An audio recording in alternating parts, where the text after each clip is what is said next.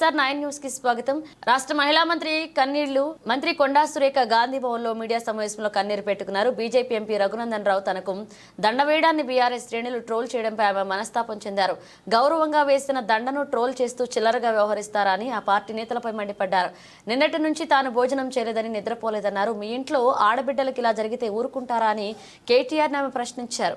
మనం అందరం కూడా గుర్తించాల్సిన అవసరం ఉన్నది.